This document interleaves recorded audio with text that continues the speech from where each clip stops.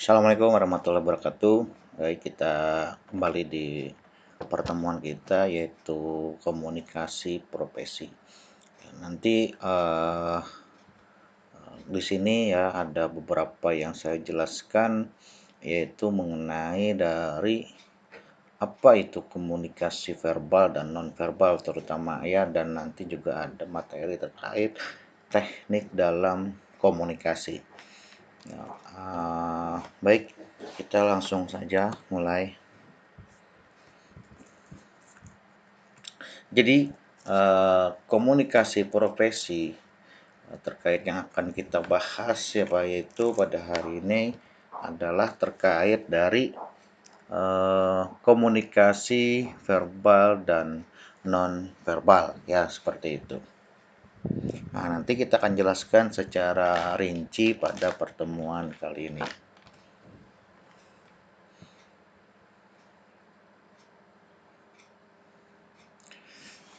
Pendahuluan bahwa istilah komunikasi itu berasal dari bahasa Latin ya, ini sudah pernah saya jelaskan, yaitu communicare atau komunis yang berarti sama atau menjadikan milik bersama. Kalau kita berkomunikasi dengan orang lain itu berarti kita berusaha agar apa yang kita sampaikan kepada orang itu tujuan dan maksudnya itu sampai ya, dan dipahami terutama untuk si lawan dari bicara kita. Ya, komunikasi itu merupakan proses penyampaian informasi seperti itu. Baik itu berupa pesan, ide ataupun gagasan dari satu pihak kepada pihak lain agar terjadi saling mempengaruhi di antara keduanya, termasuk juga dalam saling memberikan informasi, pendapat maupun menceritakan suatu hal. Jadi kita berkomunikasi itu ada yang kita sampaikan, ada yang kita gambarkan kan seperti itu ya. Dimana sudah yang kita sampaikan waktu pertemuan pertama kemarin, komunikasi itu menjadikan sebuah alat agar patuh untuk dalam meminum obat salah satunya ya kan, karena kemarin tuh ada 10 ya, ada 10 siapa saja yang berhak untuk mendapatkan konseling ya. Jadi sebenarnya bentuk dasar komunikasi itu dia terbagi dua, yaitu komunikasi verbal dan nonverbal.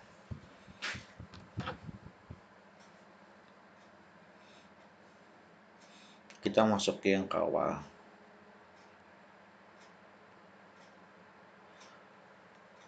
Kita dalam berkomunikasi profesi itu terjadi melalui baik itu verbal maupun yang nonverbal.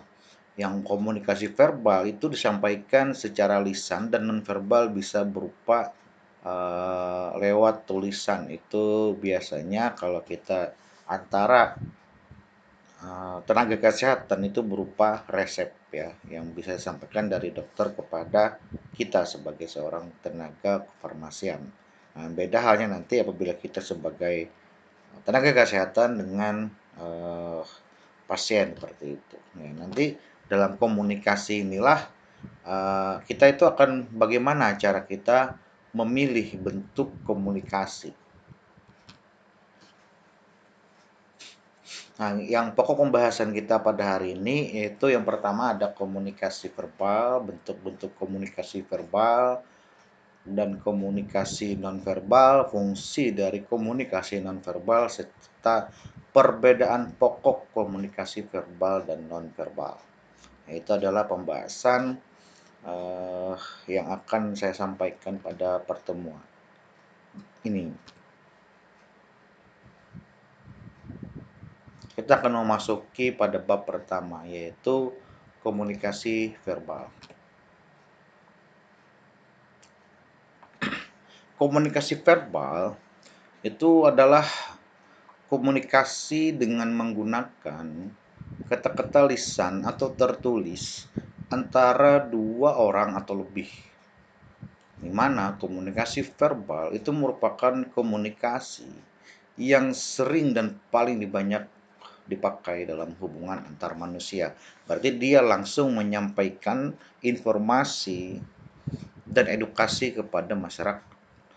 Ya, jadi situ ada penyampaian tuh langsung ya. Jadi kemarin sudah kalian praktekkan secara sederhana ya kan. Bagaimana cara menyampaikan uh, berkomunikasi terkait penyakit, obat ya, serta yang adanya non farmakologi. Ya kan sudah itu ya kemarin beberapa teman-temannya maju ke depan untuk menyampaikan bagaimana komunikasinya. Ya, itu ada beberapa ya yang sudah masuk ya dalam komunikasi verbal. Jadi kita tuh langsung dengan manusia dalam berkomunikasi secara verbal. Itu kita harus benar-benar yang pertama itu memahami konsep. Ya, makanya kemarin kita sampaikan terlebih dahulu sebenarnya. Ya, kenapa sih nggak ini dulu baru yang kemarin? Ya, kalau ini dulu, nanti tuh konsepnya itu kalian akan sulit untuk memahami. Nah, kalau ini saya balik ya. Saya sampaikan yang kemarin langsung beri tugas dan saya sampaikan ininya. Jadi bisa memahami ya. Dalam berkomunikasi itu tidaklah mudah. Ya, dengan adanya komunikasi ini kita mengharapkan bahwa terjadi perubahan sikap ya dari pasien itu untuk menjadi yang lebih baik dan dia tuh patuh sehingga apa? Sehingga um, capaian terapi yang kita inginkan itu tercapai. Itu ya intinya komunikasi itu karena tadi apa? Kita itu berorientasi pada pasien ya dengan menerapkan pharmaceutical care di mana kita dapat menaikkan dan harus ya menaikkan derajat kesehatan pasien. Artinya apa? Meningkatnya derajat kesehatan pasien itu tidak hanya berorientasi pada dia itu sembuh atau tidak, atau berorientasi pada sembuh. Intinya kayak gitu. Kalau kita orientasinya sembuh, maka kita tidak ada untuk meningkatkan derajat kesehatan dari masyarakat. Artinya apa? Kalau kita ingin meningkatkan derajat kesehatan, selain kita harapkan pasien itu sembuh, namun juga kita harapkan pasien itu mengerti dan paham agar tidak kembali terjadi kekambuhan yang sama dalam waktu dekat terutama. Ya, jangan sampai terjadi kekambuhan dengan penyakit yang sama dalam waktu dekat. Artinya apa? Pasien itu tidak ada edukasi. Edukasi terkait bagaimana caranya untuk menghandle diri agar tidak terjadi penyakit yang sama. Contoh itu adalah yang paling sederhananya kalau yang penyakit uh, anggap aja itu kolesterol ya penyakit-penyakit kronis ataupun asam urat. Nah, itu kan diakibatkan karena pola makan yang tidak sehat. Maka dari itu harus ada pemberian edukasi di situ. Sehingga apa? Sehingga adanya edukasi itulah pasien itu dapat memahami apa yang harusnya mereka hindari agar tidak terjadi kekambuhan dalam waktu dekat terutama. Ya, nah itu yang harus kita komunikasikan dengan baik dan disitulah fungsi kita dalam menerapkan komunikasi verbal. Ada bentuk-bentuk komunikasi, yaitu bisa disebut dengan komunikasi aktif dan komunikasi pasif. Komunikasi aktif itu berlaku pada seorang yang bertindak sebagai komunikator atau kita ya. Kita itu sebagai komunikator. Kemudian kita sampaikan kepada pasien. Nah, itu adalah komunikasi aktif. Dan komunikasi pasif, mereka itu yang bertindak sebagai pendengar dan pembicara. Artinya apa? Artinya kalau dia itu hanya mendengar, ya, itu berarti bentuknya komunikasi pasif. Sehingga dan pembicara di situ artinya adanya feedback. Nah, itu kan kemarin saya sudah sampaikan tuh. Perbedaan antara PIO dan konseling. Ya, PIO itu bagaimana komunikasinya dan konseling itu bagaimana komunikasinya. Nah, di situ ya. Jadi uh, itu ya ada terbagi dua bentuk-bentuk dalam berkomunikasi. Ini yang verbal ya. Jadi ada yang hanya pemberi pesan selesai ya, ada yang menyampaikan sebagai pendengar ataupun pembicara.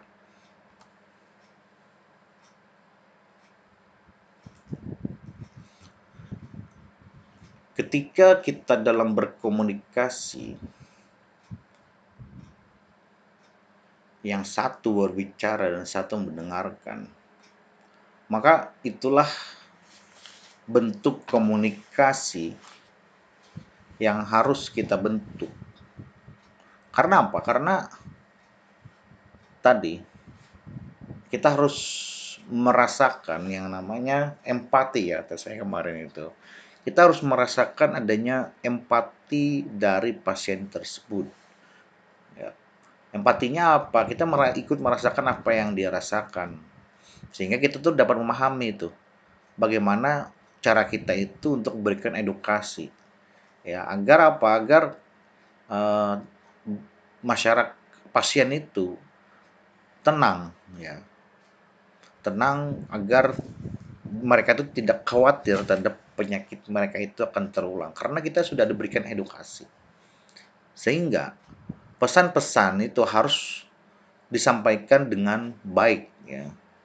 Nah, itulah kenapa dalam ketika kita berkomunikasi, perhatikanlah wajah dari pasien ya. Sehingga pasien itu merasa, oh ini nyaman, oh ini dia mendengarkan apa yang saya keluhkan. Nah, itu komunikasi ya, bisa berdasarkan bertatapan. Jadi ada beberapa faktor yang mempengaruhi kita dalam berkomunikasi, terutama komunikasi ya, verbal ya. Itu yang pertama adalah faktor dari intelijensi. Itu ya, jadi kalau intelijensi itu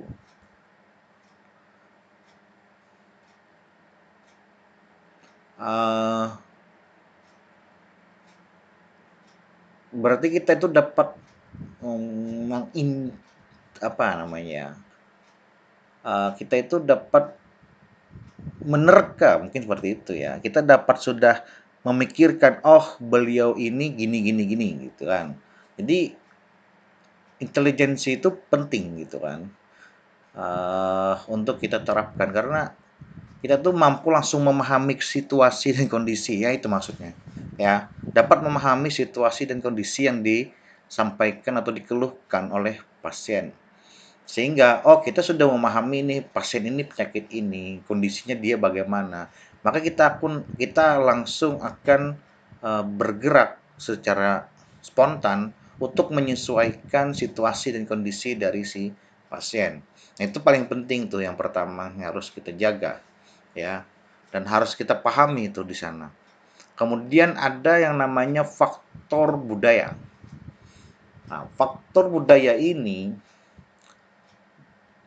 mungkin ya kalau ada yang sudah pernah kerja, nih seperti yang sudah saya sampaikan juga ya kemarin yang saya singgung, ada pasien datang ke apotek ingin membeli obat tertentu ya. Nah, di mana obat itu merupakan obat merek dagang.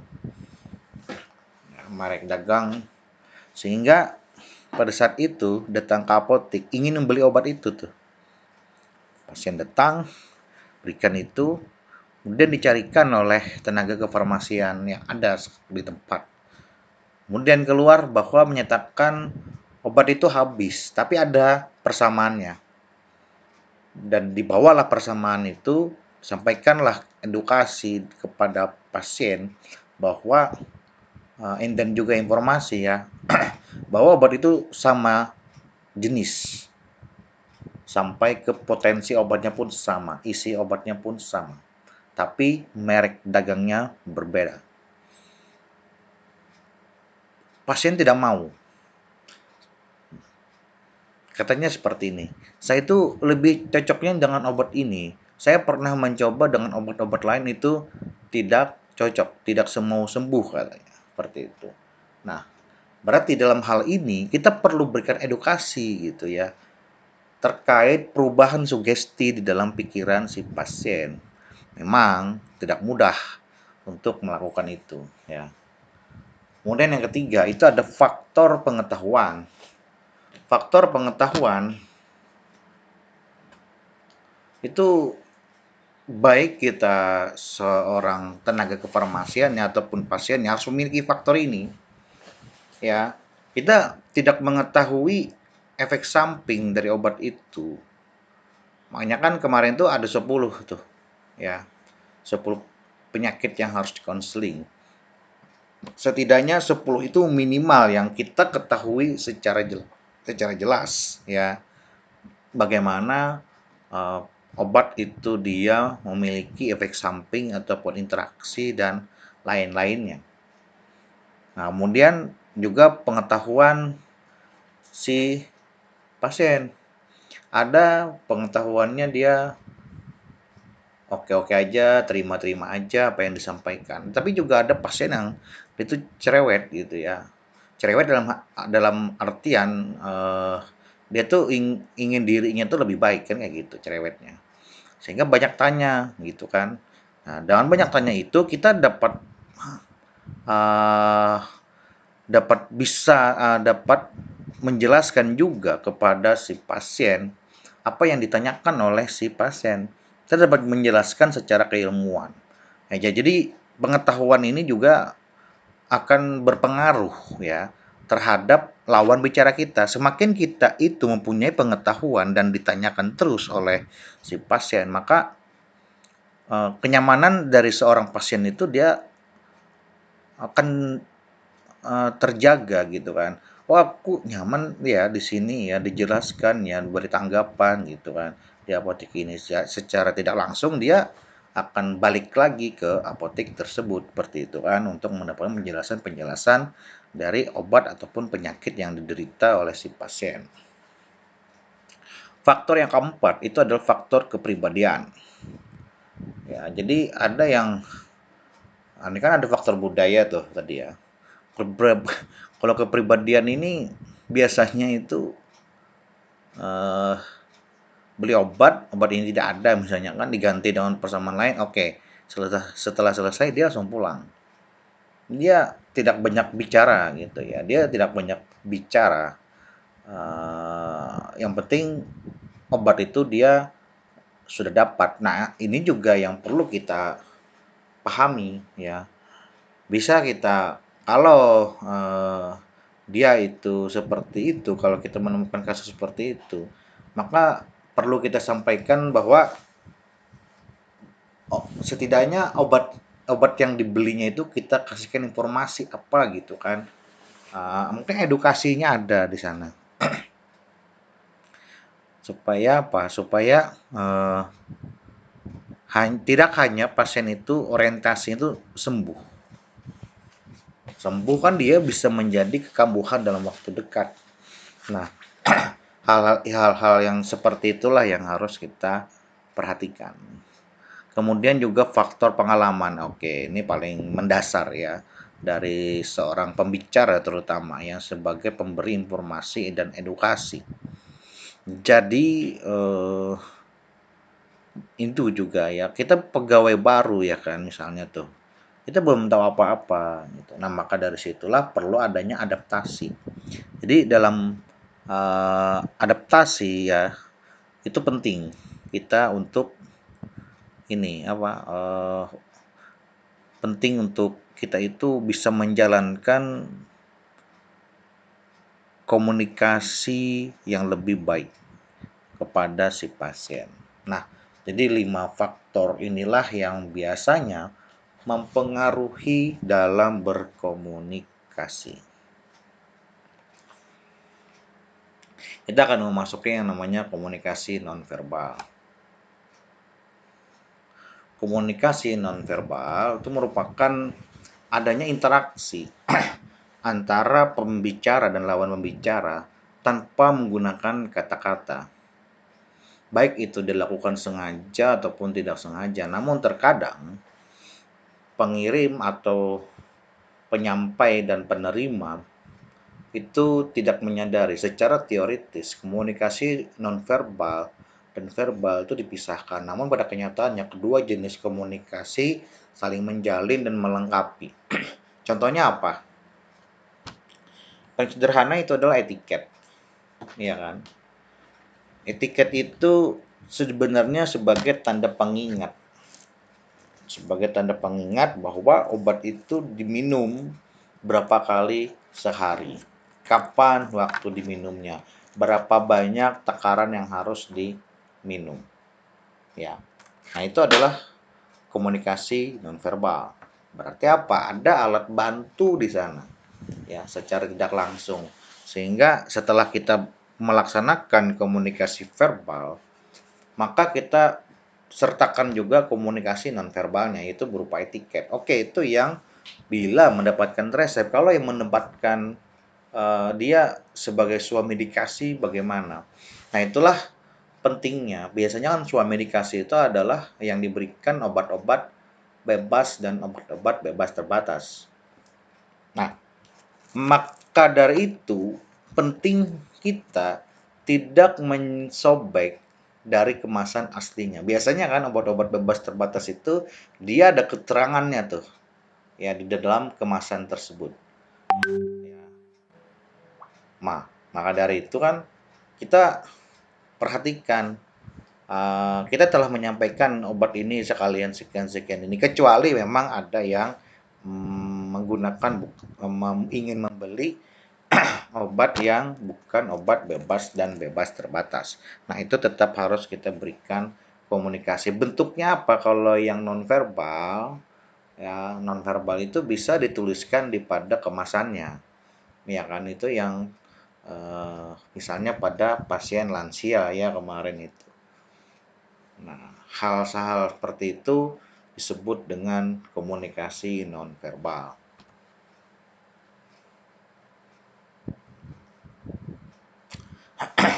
Poinnya sebenarnya komunikasi nonverbal itu mencakup semua rangsangan di mana itu dihasilkan oleh individu dengan penggunaan lingkungan oleh individu tersebut. Jadi kita itu memanfaatkan apa yang ada gitu kan. Pasien datang, contoh ingin membeli insulin, dimana insulin itu kan dipakai menggunakan itu merupakan penggunaan obat khusus ya, mohon maaf. Berarti dia harus menggunakan berdasarkan dari SOP yang telah ditetapkan dalam penggunaan insulin tersebut. Ya, itu contohnya insulin ya. Kan kemarin juga ada yang salep mata, tetes mata, dan lain-lain ya, tetes telinga, kemudian semprot hidung, kemudian nebul, ya, inhaler. Nah, itu juga. Berarti artinya apa? Dia butuh yang namanya leaflet. Ya, leaflet itu. Jadi di apotek itu apabila ada ingin membeli obat-obat dengan penggunaan khusus, maka kita perlu menyiapkan itu juga sebenarnya di dalam apotek ya, ataupun puskesmas ataupun rumah sakit. Kita harus menyiapkan lembaran itu. Sehingga apa? Belum tentu pasien itu sudah langsung memahami. Bisa jadi pasien itu adalah pasien pertama untuk mendapatkan sediaan itu. Nah, berarti apa? Kita sulit untuk menjelaskan ya kalau saja misalnya terjadinya penumpukan pasien. Jadi maka kita harus bisa memanfaatkan bentuk komunikasi yang lain, yaitu berupa leaflet yang telah ada cara pakai dari sediaan tersebut. Ya, nah itu juga eh, jadi sebenarnya itu pendukung ya, nonverbal itu pendukung agar informasi yang kita sampaikan itu benar-benar tercapai, seperti itu. Ciri-ciri komunikasi nonverbal memang pada dasarnya komunikasi nonverbal itu adalah komunikasi yang dilakukan tanpa menggunakan kata-kata. Ya, yang yang ada bukti nyata kan kayak gitu ya. Tidak ada kata-kata yang hanya bukti nyata. Weh. Jadi bukti nyatanya itu adalah berupa leaflet ya. Jadi leaflet itu bukti nyata kita dalam menyampaikan komunikasi nonverbal. Nah, namun justru tidak menggunakan kata-kata itulah yang membuat cakupan komunikasi nonverbal itu bisa lebih besar dan pengaruhnya juga besar seperti itu. Ya, kadang-kadang kan kita tuh kalau hanya disampaikan kita tuh lupa. Ya, kita lupa. Nah, maka dari itulah ada supporting ya, itu merupakan komunikasi nonverbal. Jadi komunikasi verbal dan nonverbal itu sebenarnya tidak bisa dipisahkan ya. Karena apa tadi? Karena kita ingin orientasinya itu apa? Meningkatkan derajat kesehatan, meningkatkan kualitas hidup pasien. Jadi kita tidak bisa orientasinya itu cuman sembuh ya, tapi tidak terjadi lagi keterulangan penyakit yang sama dalam waktu yang dekat seperti itu.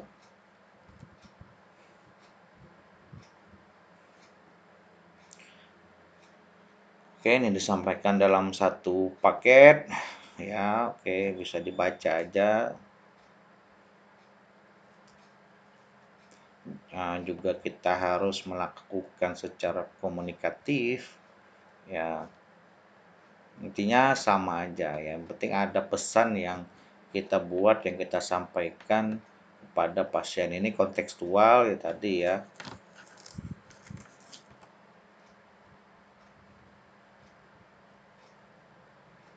Nah, ini dikendalikan oleh aturan. Oke, yang dikendalikan oleh aturan ini biasanya yang telah ditetapkan oleh pemerintah. Ya, yang kemarin itu yang saya sampaikan, yang ditetapkan oleh pemerintah itu seperti pada Permenkes ya. Makanya kata saya kemarin, hafali itu isi dari Permenkes nomor 72, 73, 74 tahun 2016 dan juga ada yang juknisnya di tahun 2019 terkait standar pelayanan kefarmasian di instansi pelayanan kesehatan. Seperti itu ya. Jadi baca tuh.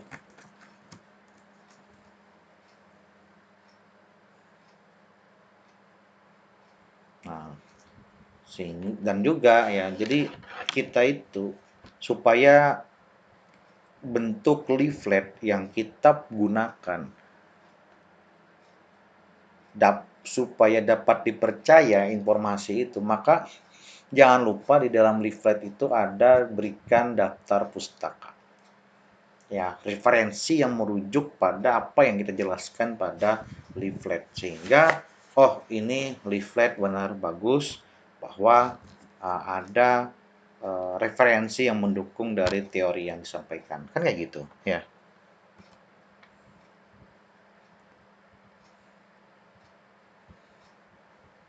Oke, metakomunikasi sama saja.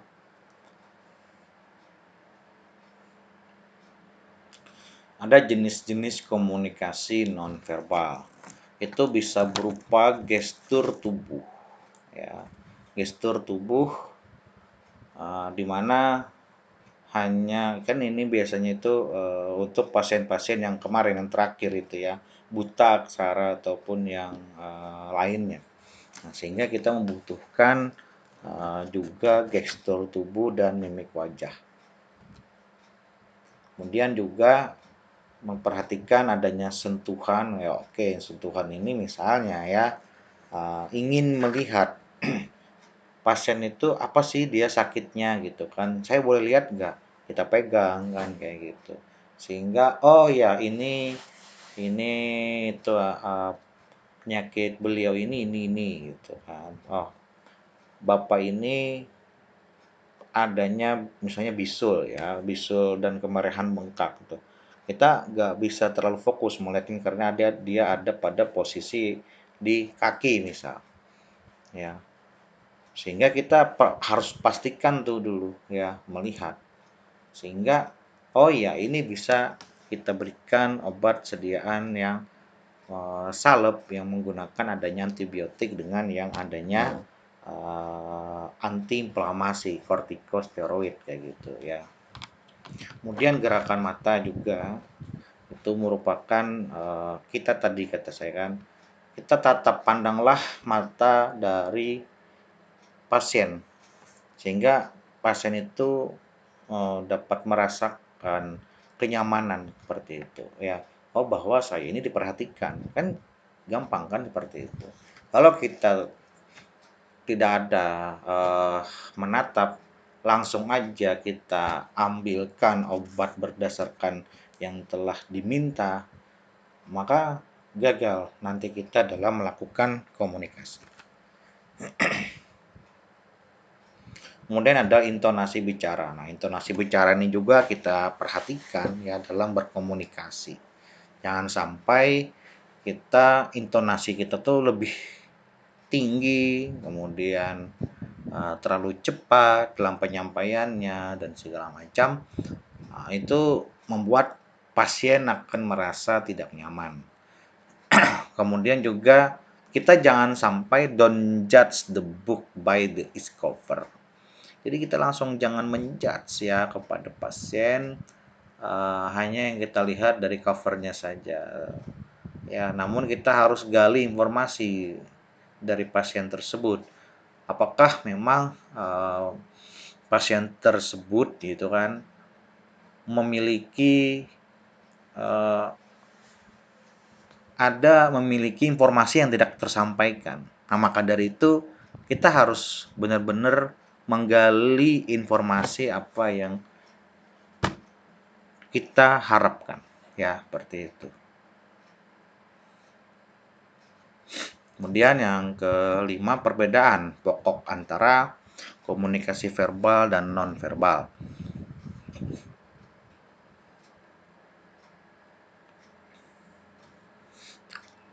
Perilaku verbal itu biasanya bersifat tunggal. Kalau dia non-verbal, dia bersifat multi ya. Sehingga apa maksudnya di situ? Kalau dia verbal itu kan dia cuma menyampaikan kata-kata, sumbernya cuma dari satu. Makanya non-verbal itu kan dalam leaflet itu banyak ada referensi yang menyampaikan. Nah, itulah kenapa dia multi dalam penyampaian informasi komunikasi. Kemudian pesan verbal itu terpisah-pisah, sedangkan non-verbal dia berkesinambungan. Nah, sehingga bagusnya memang komunikasi verbal dan non-verbal jangan dipisahkan. Karena kita ingin tujuannya jadi pharmaceutical care ya, pokoknya gitu aja. Kemudian komunikasi non-verbal mengandung lebih banyak muatan emosional dibandingkan dengan komunikasi verbal. Oke ya, jadi itu yang dapat kita sampaikan terkait perbedaan antara komunikasi verbal dan non-verbal. Oke ya, langsung saja. Ini dia. Ada soal, silakan pilih dari 8 soal ini 5 soal yang kalian kerjakan ya, seperti itu. Nanti setelah kerjakan nanti ada link pengumpulan tugas ya ada link pengumpulan tugas, silahkan nanti untuk mengupload pada link tersebut tugas yang telah kalian kerjakan. Ya, baik. Jadi itu ya mungkin yang terkait saya sampaikan pada materi kali ini. Kemudian nanti kita akan lanjut pada materi selanjutnya bagaimana teknik komunikasi efektif. Ya, kita lanjutkan penjelasan terkait komunikasi. Jadi kali ini saya akan menjelaskan teknik dalam komunikasi efektif ya. Nah, nanti di sini kita akan jelaskan bagaimana sih gitu ya. Apa saja yang perlu kita ketahui agar komunikasi itu dapat berjalan secara efektif, baik itu nanti komunikasi verbal ataupun yang nonverbal.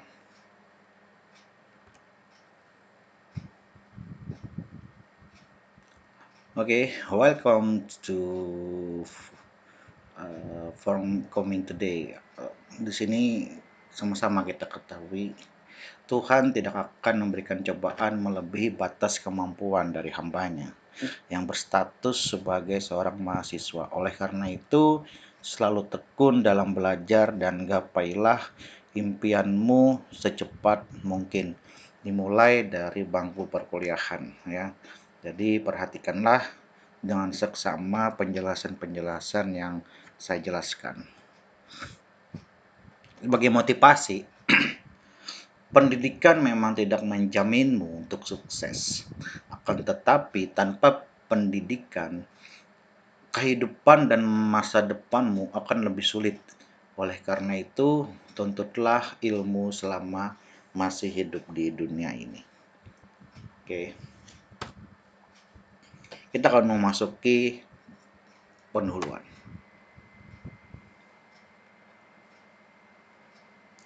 Jadi dalam kita berkomunikasi, itu kita harus mampu menghasilkan perubahan sikap atau attitude change pada orang yang terlibat dalam komunikasi.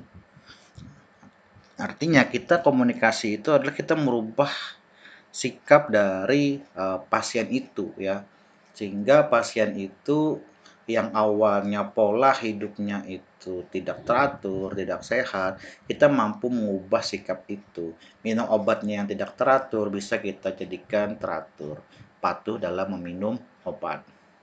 Nah, komunikasi yang dapat menimbulkan pengertian, kesenangan, berpengaruh terhadap sikap, menjadikan hubungan itu akan menjadi lebih baik. Karena apa? Karena semakin kita efektif dalam menyampaikan komunikasi, informasi, dan edukasi, maka akan terjadi sebuah ikatan secara tidak langsung antara kita sebagai tenaga kefarmasian dengan pasien, sehingga pasien itu merasa nyaman dan dia akan balik lagi ke tempat layanan kita kayak gitu kan. Kita tidak boleh membuat mindset bahwa tempat layanan kita itu tidak baik ya, seperti itu. Tujuannya apa sih sebenarnya? Tujuannya memberikan kemudahan dalam memahami sebuah pesan yang akan kita sampaikan. Artinya apa? Kita membahasakan apa yang kita sampaikan, informasi kita yang sampaikan, edukasi yang kita sampaikan, itu mudah dipahami oleh pasien. Sehingga apa? Sehingga nanti setelah itu ada unsur umpan balik, ya. Ada unsur umpan balik di mana berarti di situ sudah terjalin ya, sudah terjalin sebuah komunikasi. Kalau kita hanya menyampaikan dalam satu arah itu bukan komunikasi ya, itu hanya menyampaikan ya, menyampaikan tidak dikomunikasikan. Nah, jadi adanya umpan balik di situ berarti terjadilah sebuah komunikasi ya. Kemudian melatih penggunaan bahasa nonverbal secara baik. Jadi juga kita itu tujuannya ya pada kali ini menyampaikan komunikasi nonverbal secara baik. Nah, sehingga pasien yang kita harapkan, yang kita tujukan, ya kan, yang kita tujukan itu mudah dipahami, memberikan umpan balik dan bisa tanpa perlu kita menggunakan bahasa yang formal, bahasa bahasa kita aja gitu kan, bahasa Banjar yang nyaman untuk disampaikan ya, supaya pasiennya pun tidak terlalu formal-formal juga ya kan dalam menanggapi atau feedbacknya. Jadi bahasa nyaman senyamannya kita aja dan jelas tetap pada ranahnya etika ya, attitude-nya tetap harus kita jaga. Nah, ada beberapa unsur dalam komunikasi. Unsur yang pertama itu adalah komunikator. Siapa itu komunikator? Kita. Kita adalah komunikator sebagai tenaga kefarmasian yang wajib menyampaikan informasi dan edukasi. Kemudian ada yang namanya penyandian atau proses pengalihan pikiran dalam bentuk lambang ya, encoding itu namanya. Kemudian ada pesan yang kita sampaikan, ada media yang kita gunakan dalam komunikasi.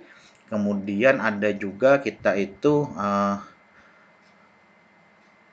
makna ya, menyampaikan makna terhadap apa yang ingin kita sampaikan. Jadi edukasi itu kan yang diberikan maknanya adalah intinya si pasien itu harus merubah sikap dengan pola hidup yang sehat kan kayak gitu ya. Kemudian sebagai receiver ya kita kan kita karena ada feedback jadi kita juga menerima komunikasi yang disampaikan oleh si pasien. Kemudian kita respon ya.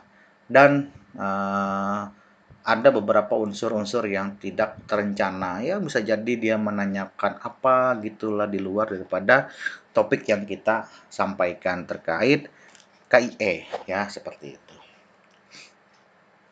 Nah, jadi itu ya.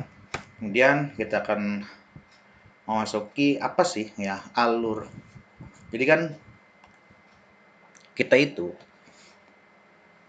dalam melakukan komunikasi agar apa sebenarnya? Agar dapat tadi ya menjalankan prinsip pharmaceutical care. Pharmaceutical care itu meningkatkan kualitas hidup ya, di mana dalam peningkatan kualitas hidup si pasien itu yaitu dengan cara apa? Dengan cara meningkatkan kepatuhan minum obat ya. Dimana apabila kita itu tidak patuh ya kan, sehingga outcome terapi itu tidak tercapai. Nah, maka dari itulah harus kita mengetahui yang pertama itu adalah penggunaan obat yang rasional, jelas ya. Kemarin kita sudah menjelaskan, sudah kita sampaikan pasien-pasien yang siapa saja penerima konseling. Nah, itulah sudah kita sesuaikan ya terkait obat-obat penggunaan yang rasional. Kemudian kita lihat sebagai seorang tenaga kesehatan, terutama farmasis, itu kita harus bisa meningkatkan kepatuhan. Kepatuhan tercapai sehingga tujuan terapi pun juga tercapai. Dapat meningkatkan kualitas hidup pasien. Jadi kita itu tidak hanya gitu kan ya, tidak hanya sembuh doang gitu kan. Tapi kita juga harus meningkatkan kualitas hidup dari pasien itu, harus meningkat tuh. Ya, kalau dia itu tidak katakan meningkat kayak gini ya. Berarti ada perubahan. Ada perubahan sikap yang kita ubah dari si pasien. Ya, sikap dalam pola hidup yang pernah diderita pasien itu penyakitnya apa, pola hidup yang menyebabkan pasien itu menderita penyakit itu, gitu kan. Nah, sehingga kita ubah tuh pola itu. Pola itu kita ubah sehingga terjadinya kesehatan yang kesehatannya tuh konstan, stabil gitu kan. Sehingga tidak dalam waktu dekat dia kembali lagi dengan penyakit yang sama. Nah, itu berarti artinya kita sudah meningkatkan kualitas hidup si pasien. Penyebab ketidakpatuhan itu ada beberapa, ada 4 ya. Yang pertama itu adalah penyakit. Kenapa? Karena salah satu contoh, kemarin itu ada komunikasi yang kita sampaikan kepada pasien yang menerima regimen obat. Penyakitnya adalah TBC dengan minimal obat 5 ya kemarin itu. Isoniazid, rifampicin, virenzinamid, etambutol, ya, ada lagi satu, ada 5 obat yang disampaikan. Nah, maka pengobatannya pun selama 6 bulan, ya kan, karena penyakit itu pengobatannya lama gitu kan, sehingga pasien itu lupa minum obat dan segala macam seperti itu. Dan juga ada masalah terapinya, masalah pasien, serta komunikasi. Jadi di dalam kita menyampaikan, ya kan, menyampaikan informasi itu dan diselingi juga dengan adanya edukasi, ya. Nah, itulah nanti komunikasi yang akan mempengaruhi kepatuhan daripada pasien itu, ya. Faktor penyakit. Faktor penyakit itu kita lihat dari tingkat keparahan, di mana orang yang merasa sudah lebih baik kondisinya tidak mau meneruskan pengobatannya tadi kan. Kita harus mengedukasi juga. Lamanya terapi, semakin lama pengobatan yang sudah dijalani, maka tingkat kepatuhan akan semakin rendah. Nah, makanya tadi kan itu adalah yang pertama tuh ya. Contoh pasien yang harus konseling itu adalah penyakit kronis atau yang menggunakan regimen obat yang terapinya itu lama, 6 bulan. Kolesterol aja pengobatannya minimal 6 bulan, TBC minimal 6 bulan. Seperti itu. Ya. Hipertensi selalu diminum terus-menerus. Nah, maka dari itulah faktor penyakit ini menjadi salah satu penyebab pasien itu tidak patuh. Dari sinilah kita harus masuk komunikasinya. Kita harus beri penjelasan ya, bahwa apabila tidak dia patuh dalam minum obat, maka yang awalnya tingkat keparahannya pada nilai 4 naik ke 5. Berobat lagi merasa sembuh, kembali lagi naik lagi ke peringkat 6 ya. Jadi hal-hal seperti itu yang harus kita jelaskan kepada si pasien. Kemudian faktor terapi, regimen obat, kesulitan dalam penggunaan obat, adanya efek samping obat, adanya yang rutinitas, yang kita sibuk, kita lupa minum obat, ya kan. Adanya efek samping yang membuat merasa nggak nyaman ya, merasa nggak nyaman si pasien. Efek sampingnya itu bisa mengiritasi lambung, kemudian kencing terus, kemudian ada juga yang kencingnya berwarna dan segala macamnya ya kan, bisa membuat bibir kering, ya macam-macam efek samping dari obat itu. Sehingga padahal obat itulah yang mampu mengobati si pasien, tapi adanya timbul efek samping itu membuat pasien itu nggak mau lagi dia untuk meneruskan terapinya gitu ya. Nah, itu yang menjadi kendala kita juga akibat ketidakpatuhan pada faktor terapi. Kemudian faktor pasien. Pasien juga dia itu motivasi ingin sembuh. Nah, keinginan sembuh itu sangatlah minim. Ya kan? Dukungan keluarga juga sangat penting. Jadi kita itu ingin melihat tuh dukungan keluarganya bagaimana.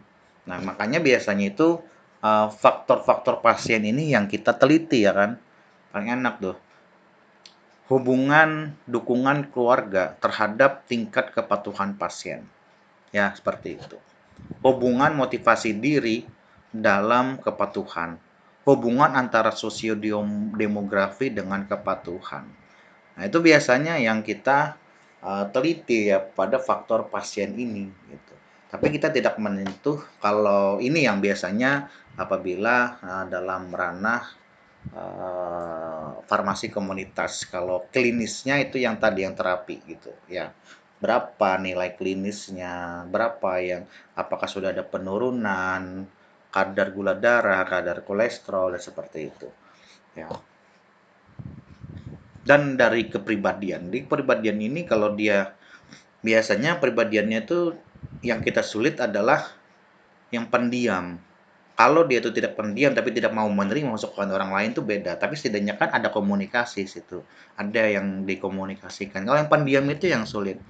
Iya-iya aja gitu kan. Tapi belum tentu dia tuh memahami. Nah, itu yang sulit bagi kita. Nah, itu yang harus kita kayak gimana caranya meminta bahwa pasien itu dapat eee, berkomunikasi baik dengan kita, kan kayak gitu.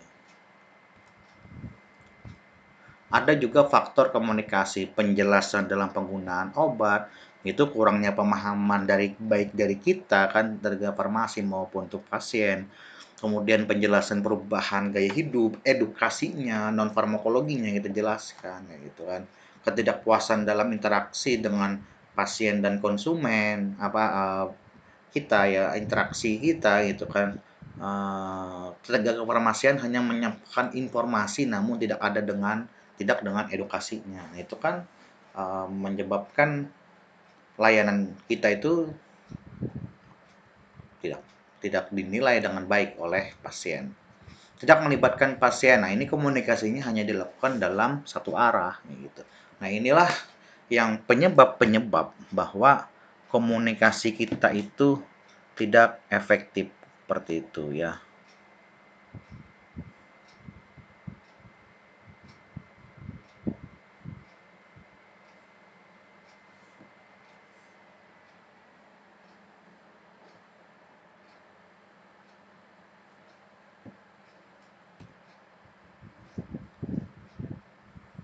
Risiko apabila terjadi ketidakpatuhan pasien dalam minum obat.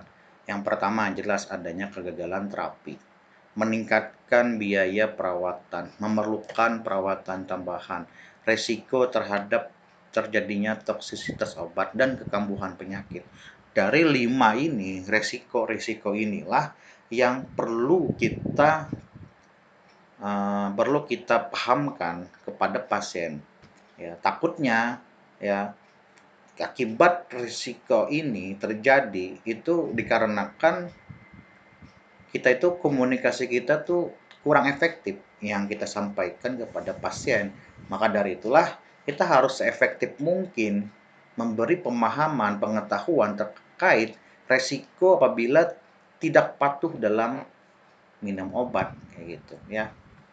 Terapinya gagal, terjadi resistensi misalnya antibiotik, maka akan naik lagi obatnya, maka akan mengakibatkan peningkatan biaya, kemudian juga akan terjadinya risiko terhadap toksisitas obat, sehingga terjadilah sebuah kekambuhan penyakit ya. Anda juga akan merasa demam itu kan nggak turun-turun, selalu minum obat PCT misalnya kan, turun, naik lagi, turun, naik lagi, turun, naik lagi, sehingga dia melebihi dosis toksik ya. Sehingga itu perlu kita pahamkan kepada pasien juga dalam penggunaan obatnya. Berapa takarannya yang harus diberikan, berapa kali sehari, kapan harus diminum, ya, waktunya juga, bagaimana cara pemakaiannya. Nah, itu kita harus sampaikan dengan baik ya, sehingga komunikasi itu efektif kita sampaikan kepada pasien. Nah, jadi kita itu dalam mengkomunikasikan efektif itu dapat menimbulkan apa aja gitu kan. Itu menimbulkan bahwa terjadi pemahaman ya, pengetahuan si pasien. Kalau kita menyampaikan yang tadi itu ya, resiko-resiko tidak patuh tadi. Kemudian dia merasa senang. Merasa senang karena apa? Dia diperhatikan. Karena dia diperhatikan adalah pengaruh sikap nantinya. Ya, pengaruh sikap untuk menjadi lebih baik sehingga adanya hubungan antara pasien dengan tenaga kefarmasian menimbulkan kayak rasa empati kayak gitu ya, hubungan yang baik.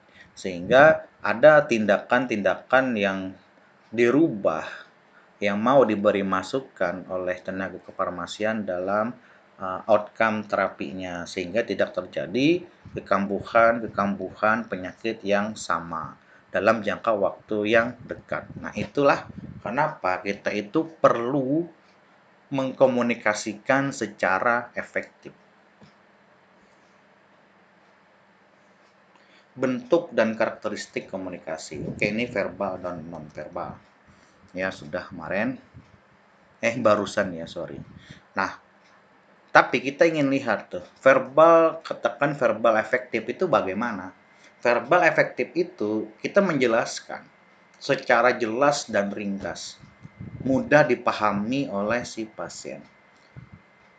Arti denotatif dan konotatifnya itu jelas kita sampaikan, ya, agar apa yang kita sampaikan itu terdengar jelas, ya, oleh si pasien. Intonasinya juga kita jaga. Pasien mau tergesa-gesa segala macam, kita tetap pada kondisi yang jangan ikut-ikutan seperti itu, ya. Kecepatan dalam berbicara juga sangat penting. Kita berbicara hanya pada penyampaian informasi, tapi dengan cepat gitu kan. Atau ada edukasinya dengan cepat karena apa, Pak? Karena pasien itu adanya penumpukan pasien tuh, Pak, ya. Ada penumpukan pasien sehingga perlu kita itu menyampaikan secara cepat. Nah, itu kita kondisional ya kan. Kondisional untuk yang kecepatan bicara. Apabila memang kondisi pasiennya itu membludak ya kan. Nah, itu kita harus menjaga ini gitu. Kecepatan bicara tetap harus terjaga. Kata-kata yang keluar itu juga harus dapat memberikan kesenangan kepada si pasien. Sehingga apa? Tadi pasien akan merasa bahwa mereka itu diperhatikan. Nah, itulah maksud dari komunikasi verbal yang efektif. Kalau yang satunya non verbal efektif, itu mulai kita dari cara penampilan kita, sikap dan sikap kita, postur tubuh kita, bila diperlukan adanya sentuhan, kemudian ekspresi wajah. Nah, itu juga akan membantu ya nonverbalnya secara efektif di luar daripada ada alat bantu yang kita berikan. Jadi nonverbal itu juga dari postur tubuh kita gitu kan. Penampilan kita, sikap kita, ekspresi wajah kita gitu kan. Kalau pasien senang kita jangan juga kan menampilkan wajah yang kurang enak yang dilihat oleh si pasien. Kita dengan wajah yang senyum, sapa, ramah ya. Nah, itu salah satu faktor juga dalam memberikan komunikasi yang efektif. Tentunya di sini adalah yang non verbal. Ya, non verbal itu selain daripada kita postur tubuh kita juga ada alat bantu yang kita berikan. Nah, itu ya terkait komunikasi verbal efektif dan non verbal efektif. Nah, perlu yang diingat bahwa poin yang kita penting lihat itu yang pertama adalah informasi. Informasi yang diberikan itu harus efektif kita sampaikan. Harus benar-benar tersampaikan secara menyeluruh. Edukasi yang kita sampaikan secara menyeluruh. Itu yang harus kita perhatikan. Kita harus merasakan adanya rasanya empati, memahami perasaan dan pikiran daripada pasien. Kesiapan kita harus percaya diri dulu gitu kan. Kalau kita sudah tidak percaya diri, maka nanti apa yang ingin kita sampaikan kepada pasien itu lepas kayak gitu ya. Kemudian pelayanan. Jadi pelayanan itu pun harus kita maksimalkan ya. Kemudian juga dari keseluruhan itu manajemen itu sangatlah penting. Di mana apa? Agar kita itu ya, manajemen itu mengelola ya, pengelolaan kita di dalam struktural ataupun pengelolaan dalam sediaan farmasi itu ya. Itu juga perlu kita ini kan ya, perlu kita pahami juga bahwa dengan adanya manajemen yang baik, ya misalnya kan ya anggaplah nanti siapapun di antara kita ya kan menjadi pimpinan ya di baik rumah sakit, puskes ataupun dimanapun gitu ya. Ada pegawai kita yang ingin kita meningkatkan kualitasnya gitu kan. Dengan cara apa? Dengan cara mengikutkan pelatihan, public speaking dan lain-lain. Itu manajemennya. Seperti itu. Nah, itu adalah 5 poin penting yang perlu kita ingat ya dalam kita melakukan komunikasi efektif seperti itu. Oke, Jadi mungkin itu saja yang dapat kita sampaikan pada pertemuan kali ini ya untuk yang komunikasi verbal dan nonverbal serta komunikasi efektif. Oke, itu saja ya yang dapat saya sampaikan dan terima kasih.